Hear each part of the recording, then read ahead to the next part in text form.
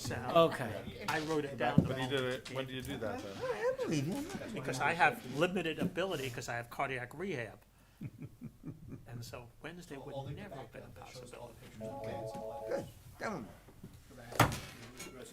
Hey, Fred. Oh, All right, thank you. so he wants the phone. That one, all right.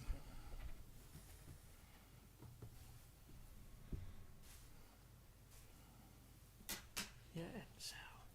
Thursday I have a class. All right. Okay. Well, good. Today was the day. Tell him. All right, can you please rise and join me in the Pledge of Allegiance? I pledge Allegiance to the flag of the United States of America and to the republic for which it stands, one nation, under God, indivisible, with liberty and justice for all. Thank you and good evening. Tonight is Tuesday, October 8th. It is a little after 8 o'clock p.m. I apologize for the late start. We were in executive session where we were discussing non-union compensation. The first resolution on the agenda is considering an appeal of a tree removal permit denial at 49 Country Ridge Circle. Whereas Matthew Gilman, the owner of 49 Country Ridge Circle, applied for a tree removal permit for 4 pine trees and 12 to 15 hemlock trees, and whereas the Superintendent of Public Works, Michael Nowak, denied a tree removal permit for the removal of these trees, and whereas Matthew Gilman has appealed the denial in an email written on September 25th, 2024, and whereas under the Village Code, the Village Board shall hear any appeal brought in accordance with the Village Code within 45 days of the submission of the appeal. Now therefore be resolved that the Board of Trustees of the Village of Rybrook hereby either grants or doesn't grant the tree removal appeal conditioned on the revision of the replanting plan to include an assortment of, we just have to clarify, that's for 12 trees, subject to approval by Michael Nowak as per Village Code. Thank you, Chris. I guess we'll hold on. I guess no. Yeah, I well, have either a- approve or not no, no, approve, no. so you have to probably wait and Right, I hear. have to wait. Yeah. All right. So I believe we have the homeowner here. If you want to come up, please. Just introduce yourself, state your address, even though we already stated both of those Sure, things. no problem. I'm Matt Gilman. My address is 49 Country Ridge Circle, Rybrook, New York, 10573. Country Ridge Circle. What's the zip? And if you, 10573. I didn't know that, thank you. Just making sure I was clear. yeah. So you're looking to. So tell us a little bit about what you're Yeah, looking to do. so basically the house has, across the back of the property, has hemlock trees and pine trees. And the hemlock trees are, some of them aren't alive. They're very thin. They don't provide privacy. They look like they're on their way out. We had Mike come out, obviously, then we had an arborist come out. So we wanted to remove those. And then the pine trees, I'm not a tree expert, drop sap, drop pine cones on our house, our neighbor's house, and we want to remove them. We want to replant trees in their place, but right now they don't look good, and a lot of them are dying. Our neighbor behind us, he's lived there for 20 years. When he bought his house, he said he took all the vines that were wrapped around all those trees. He said he's been feeding them for 17 years, and he would love for them to go, as well as the other neighbor next to him, which has the pine trees that are on our property line as well. So, we're looking to replace the trees, not just take them out. But obviously we have to go through the process. Right. Understood. Michael. So these are the trees he's talking about. You taking my spot? Good evening, members of the board. Michael Nowak, Superintendent of Public Works, 938 King Street. All right, good resistance. Is this your other home? This is your, No, I didn't mean it that, but I did. this is your other home? So, Okay. as has been mentioned by Mr. Gilman, for clarity purposes, the permit was denied on the basis of clear cutting. Under the village code, there are regulations on the number of trees that could be removed on a property at any given time. And while there are a handful of regulated trees, the remaining 24 or so trees, 18 trees, are under the regulated size, but would constitute clear cutting under our code. So that's why the permit was denied.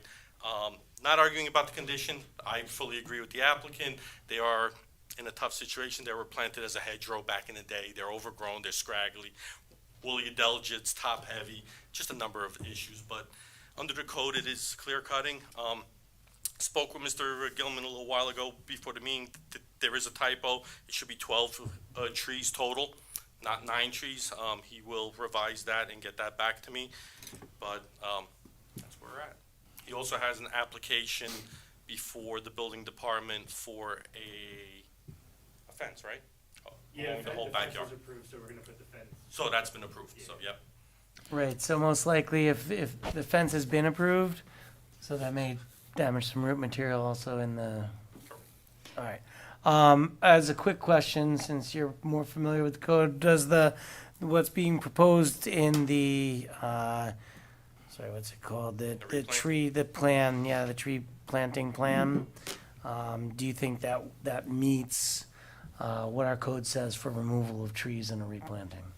It does meet the replanting requirement, okay? The replanting requirement is 12, and that's what the plan will be revised to reflect. Okay. Our code stipulates native hardwoods, maples are equal, or red buds are equal, are native. Why Mr. Gilman has stated or equal is because he's trying to plant right now. He's trying to In the move fall. along, so right now nursery stock is a little hit or miss. There might not be a red maple, it Right. might be sugar maple, there might not be any maples. He may get whatever else, so he wants the flexibility to get something of similar size of a different species. Will the trees take when you knock these down? Do you pull them out from the roots, or how does it work? So our code requires that the stumps be ground down. They're right up against the property line, just about, with the neighbors, so, I would assume you're gonna install the fence right where the trees were, I would assume, and then plant in front of them. Yep. So there's gonna be room in front to plant. So they're gonna have to use a machine here to plant. There's no way they're gonna plant this by hand. It's a lot of trees. Right, trees. Yeah. And is there, Now's the time to plant, because it's Yeah, fall of course, the time. fall is Now's the a good- best. You know, now's they're a going good time. dormant, No, it's the so best. It takes much better. So, It's just a matter of what's in do stock. we have a size requirement of what they're planting? 2.5 by code. Correct. Two Is it and a half. caliper? Yes, and that's noted on here. So he's Yeah, got no, I don't have He's got it. 2.5 inches on here. Oh. Should be 2.5 on the red bud as well, 2 to 2.5. I can't get the thing. Michael, Yes, sir. Bill? if we were to make an exception to our code on clear cutting, how will we define the exception so that somebody can't come to us tomorrow and say, we want to do it also? They would be denied the same way, and the board would have to hear the merits of the application. You know, there are times where it's warranted. There are times where it's not warranted. That's what I'm looking for, is the definition of how you determine when it's warranted and when it's not. No difference than a zoning application. It's on a case-by-case basis. How many And I think trees- that's why it's before the board, is because it needs a policy review, because it isn't clear. It isn't clear. It's not always going to be by definition yes or no, which case it could be in the code. It needs to have more of a dialogue and look at the situation. Correct. So our code does have language in there that stipulates, this is me going off memory, so don't quote me on this, but it states something similar to no more than 30% of trees on a property over 6 inches in diameter may be removed from a property. Or something similar to that is within our code, and that's what triggered The clear cutting? this. Yes, that's what. Okay, that's how you define clear cut. In the definition, there is. 30%, a term. something Yeah, 30%, like that, There's okay. a percentage and a size removed from a property. Not the amount of trees. Not the amount of trees, it's Okay, percentage. okay. Percentage. So what's the percent? Are we like, is he close? This is a curiosity. Almost 80%. So there's, I believe, 2 maples in the back, which are gonna remain. Yeah, there's the 2 maple trees in the back look good, they're gonna stay, and there's 2 maples in the front, there's a big cherry blossom in the front. There's a lot of trees that were on the property that they were all planted when the original homeowner bought the house, I think, in the 60s. One other question was, when was the last time this came in front of us where we had a clear cut an issue, that we had a, I don't remember one. No, I don't Okay. think it's an issue. We don't have that Okay. many. Good. Years. okay. 20 what? I remember Rock That Ridge many. had one. I mean, 2022, Greg okay, said. that's it. Yeah, that it many. doesn't, it doesn't come up. Come up too often. A a lot of times I'll try to work with the applicant behind the scenes to Try work to- something out what- amongst yeah, ourselves. yeah, okay. You know? That's good. But in this case, there's really not much here to say, and, you know, but. And the costs I gotta cannot be- approve it. A lot of money. I don't want to go there. I would prefer to not, I prefer to not. Yeah, If I- yeah. If I didn't feel like I had to, it just, Okay. you know, I could sit in the back. I don't and see no talk problems to with my it. neighbor. And they agree. They're like with you. Take them out forever, but they're not. He's got a pool back there, I saw. Yeah, he said they drop everything. And his pool makes a mess. He's been loving it. Gets Yeah. no sun because the sun comes, hmm I mean, obviously, the Yeah. It's sun evergreen. comes from the other side of those trees, Yeah. and then his whole backyard is shaded. Shade. Yeah. He'll love it. I'm sure. And there were images applied in the packet that showed saw that they're that. top heavy there. Yeah. All Not the looking so understory great. growth is gone, so. Mm-hmm. And that's one of the issues when these kinds of trees are planted, like a hedgerow, or white pines are planted as a hedgerow, and they start to grow into each other like this. Okay. Other questions or comments from the No. board? No? All right, can I have, I'm assuming a motion. Motion. To approve. Motion. So moved. I think we have a second from Susan. Second. Sorry. Sorry about that. Yeah. Trustee Epstein? Yes. Trustee Heiser? Yes. Trustee Morlino, Yes. And Mayor Klein. Yes. Good luck. Thank you very much. Okay. Sorry we started late. Go Mets. Go. Can't wait, thank you. Resolution number 2, considering approving the use of village streets for Belfair food truck event. Whereas the Belfair HOA wishes to hold the food truck event on Saturday, October 19th from 12 to 3 p.m. on the Village Green Circle, and whereas the Belfair HOA wishes to close Belfair Boulevard at both ends for the food truck event, and whereas the road closure of Belfair Boulevard requires approval of the Village of Rybrook Board of Trustees, now therefore be it resolved that subject to final approval of the Police Department, the Belfair HOA is permitted to use Belfair Boulevard for the food truck event on Saturday, October 19th from 12 to 3 on the Village Green Circle, and be it further resolved that the village streets shall be used in compliance with the terms and conditions established by the Police Department, and be it further resolved that the HOA must also obtain food truck permits from the Administrator Clerk's office for the food truck event. Thank you, Chris. Can I have a motion and second, please? So moved. Second. Well, I am assuming since the Belfair HOA is applying for this, that they've discussed it with the residents, who would be the only ones who would not be happy with it. But I think they enjoy this event. This is an annual event, and I certainly see no problem with this. Any questions or comments? No. Trustee Epstein? I'm sorry. Yes. Trustee Heiser? Yes. Trustee Morlino, Yes. And Mayor Klein. Yes, thank you. Resolution number 3, considering the authorization and funding for additional positions. Now therefore be resolved that fiscal year 2024-25 adopted budget is hereby modified to add funding for and authorize the appointment of 2 police officer positions and 1 assistant village administrator position, and be it further resolved that the following general fund budget transfer be hereby approved, and as a transfer of contingency of $32,000 from the contingency account to the administrator's assistant village administrator account. Thank you, Chris. Can I have a motion and second, please? Motion. Chris, a little background? Sure. Yes, so we have some organizational changes and staff changes that are expected for the village in the upcoming months, and we just need to prepare for some of those modifications to assist in that transition. So in order to do that, we need to provide some funding, and the county, when we ask for those positions, the county needs to see that there's funding in place and the positions are authorized. So in order to meet that requirement, you need to have a resolution authorizing those positions and making sure that the funding is in place for it. Questions or comments? I know that this is important to a successful transition. Yep. As you know, and certainly, you know, we always are very supportive of our police force, and we are glad to continue to be so. Trustee Epstein? Yes. Trustee Heiser? Yes. Trustee Morlino, Yes. And Mayor Klein. Yes, Thank you. Resolution number 4. Considering an agreement between the Village of Rybrook and Rostan Solutions for a benefit cost analysis for the Avon Circle and Portchester Middle School flood mitigation project. Whereas the Avon Circle and Portchester Middle School field area has been prone to flooding in previous storms and instances of large amounts of stormwater, and whereas Rybrook has been awarded a grant of up to $200,000 from the New York State Homes and Community Renewal Risk Program to complete a benefit cost analysis for this flood mitigation project to assist the village in applying for grants for the balance of funding needed for this flood mitigation project. And whereas the Rybrook has received 3 proposals to complete the BCA, or the benefit cost analysis, with different approaches to completing the task, and whereas Rybrook recommends accepting Rostan Solutions' proposal at a fee not to exceed $24,650, as it provides the best methodology and scope of work to complete the BCA at a reasonable cost.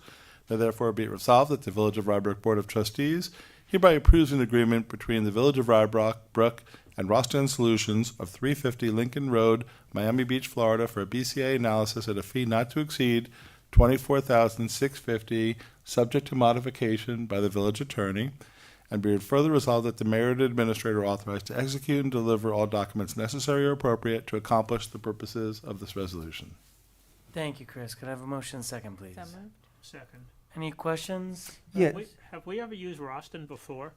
No, but we received them from, we've never hired a consultant to do a BCA analysis. This is kind of a specialized area.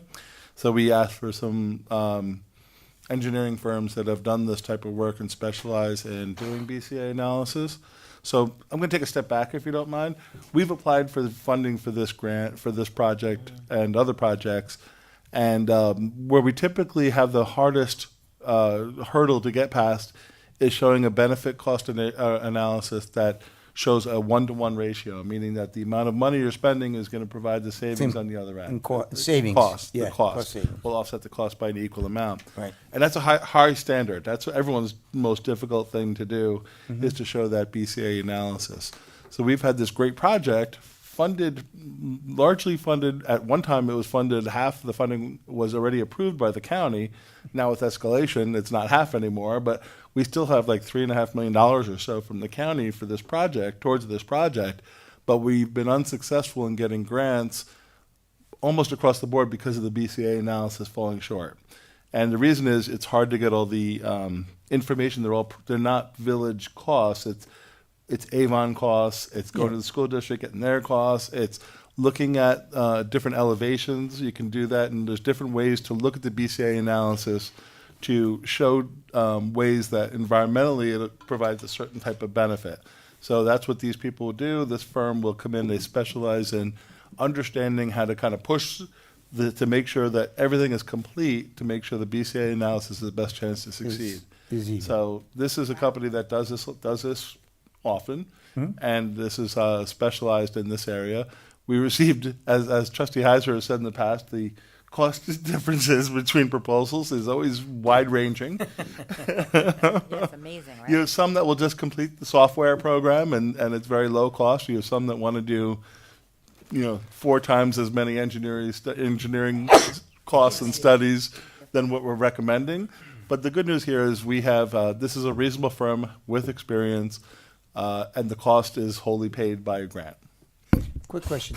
Do they look at what the damages occurred in the past, and That's that's part of why it. they make the cost say, That's part all of it. these damages cost FEMA, or the, That one is the damage it cost, but then the other part of it is looking at, and Michael could help me more here, but basically the floodplain elevations play into the BCA analysis to show how much change from what's currently out there, how much it will change environmentally, and how much it can save on the final product will show a benefit that you could attach a cost to, basically. I don't know, Michael, could you give any better description than that? Or? and will that cost savings be like all the way down river, even No, this is primarily to help the Avon? Avon property from the damage, Right. and it'll help the school district by from there. giving them a usable field. Right. But in order, by giving them a usable field, what they're doing is allowing us to use beneath the field as flood storage. So that's the trade-off That's there. a trade-off. Oh, okay. Am I the only one who finds it ironic that we're using a Florida firm to talk about flood mitigation? Yeah, Experts in it. I actually was thinking where this is located. Up to their elbows. Probably why they have Clients. experience, right? Right, they're very experienced. That's why they said they could get this done in 2 weeks. They're gonna be up here. They got fired down there. What the BCA analysis takes into account is the environmental impacts of the area as well. So any degradation to natural habitat, wetlands, buffer, lawn area, usable space, such as the soccer field at the middle school. That constant flooding and need to repair. That's all monies that over time get adapted. Any of your wetland buffers, all the destruction to that area, there's a benefit to something like that. You could assign a benefit to a tree for the lifetime of that tree. And those numbers actually escalate very quick. Okay, so if you take a 30-inch oak tree, you could assign a $50,000 benefit to that oak tree, let's say, for the environmental benefit over the lifetime of that tree. So you start adding 20, 30 oak trees, you start adding acreage of area that's been disturbed. You start Potential adding damage to buildings, all to the building infrastructure, electrical systems, all the relocation services, temporary services. You start adding that up, and your numbers start escalating pretty quick. This is a big project, so number is high, but through escalation over the years, unfortunately, that's where we're at. But once again, the repair services have escalated just as equal. So the goal is to get to 1.0 or higher on the BCA. And as mentioned, the long shot here, the legwork is getting all of the data from 3 or 4 entities to support this. Okay. We never did this before? We never. No, we've never done a BCA analysis outside of just normally. Sometimes you can just collect enough data to meet the criteria, but We never, this is much more involved. okay. Sometimes you can just show like, all right, the project's going to be 100,000, but here's we can show 300,000 in damage. That kind of small, Yeah, okay. you know, of damage This has is a been big- incurred. But this is much big- different. okay. That's simply just by grabbing like insurance information that's available through FEMA, through the flood insurance program. But, you know, if it's something like that, it's easy. But something like this, it's hard to meet that criteria, which makes it hard to get the money.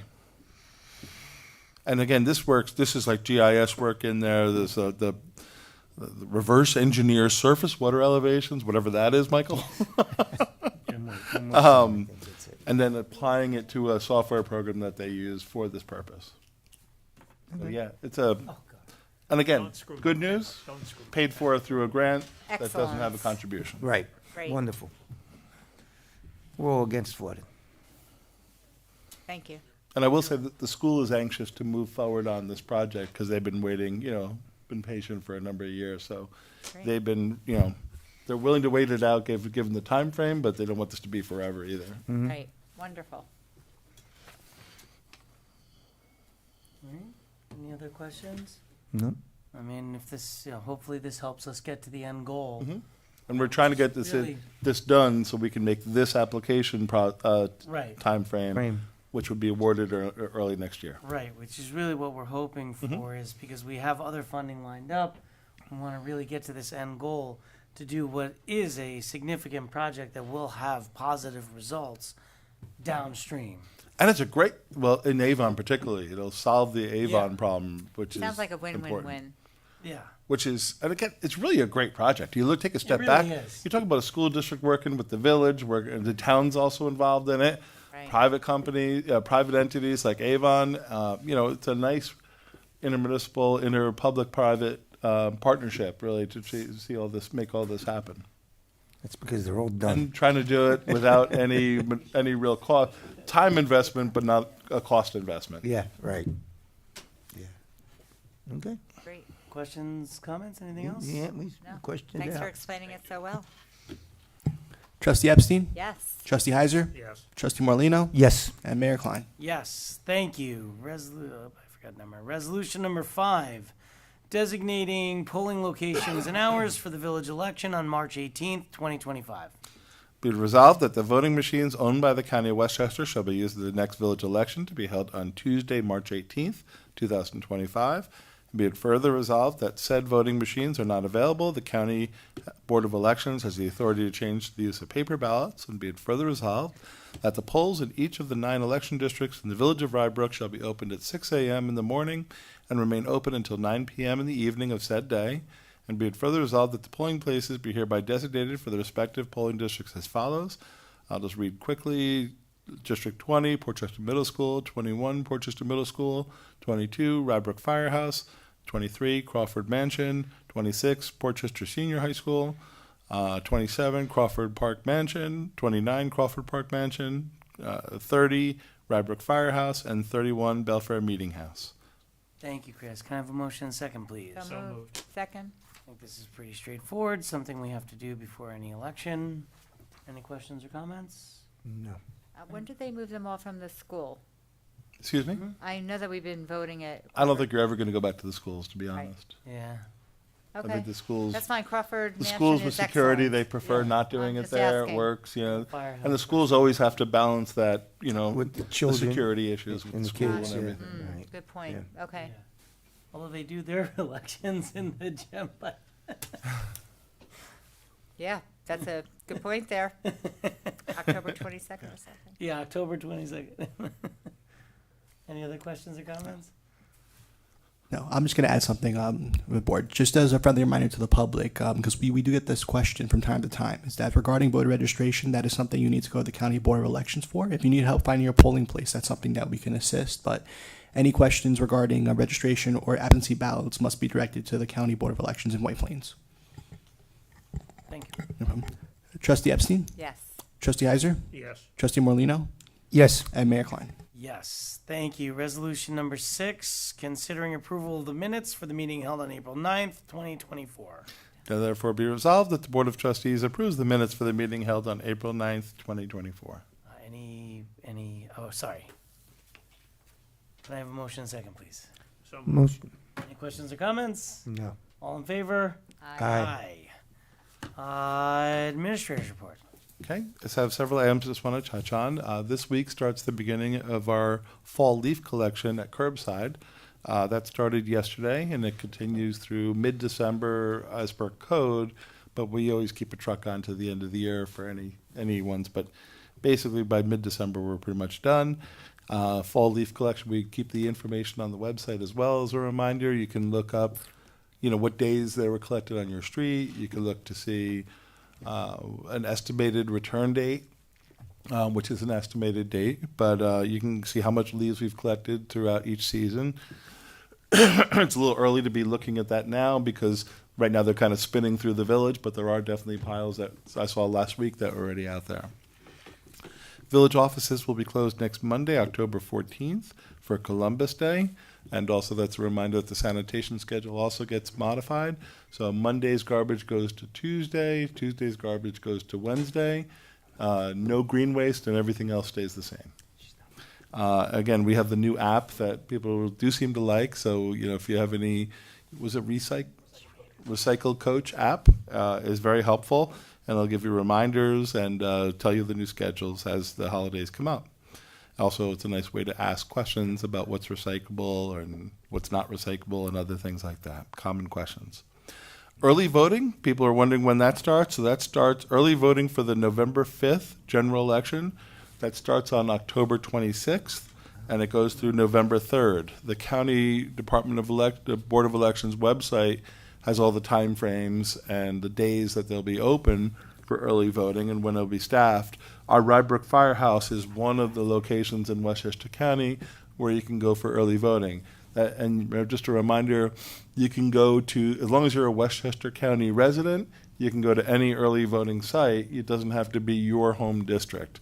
So, even if you're from another community or you're working in one community instead of another and there's an early voting location, if you choose, there's an option to go and vote early for the November 5th general election.